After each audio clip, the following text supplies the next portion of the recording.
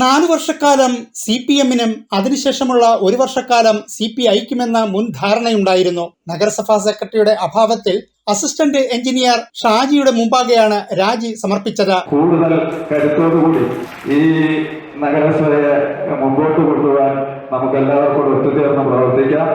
കൂടാതെ നമ്മുടെ health superintendent Shri Faisal, RI Muhammad Shafi, superintendent Shrimati Girija, ഈ ഓഫീസിലെ എല്ലാ ഉദ്യോഗസ്ഥരും ഒരു സഹോദര സ്നേഹത്തോടുകൂടി എൻ്റെ നിർദ്ദേശങ്ങളും അഭിപ്രായങ്ങളും ഒക്കെ നടപ്പാക്കി തരുവാൻ കരുത്തു നൽകിയിട്ടുണ്ട്.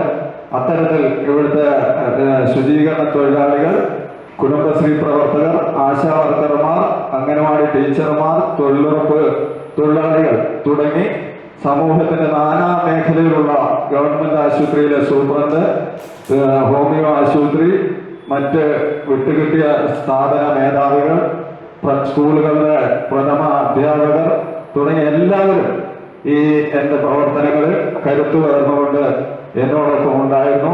അവർക്കെല്ലാമുള്ള നന്ദി രേഖപ്പെടുത്തുന്നു. ഡിസംബർ 28 4 വർഷക്കാല സമയപരിധി തീരുമായിരുന്നുവെങ്കിലും നേരത്തെയുള്ള രാജി പാർട്ടിക്കകത്തെ പടലപ്പിണക്കമാണെന്നാണ് സൂചന.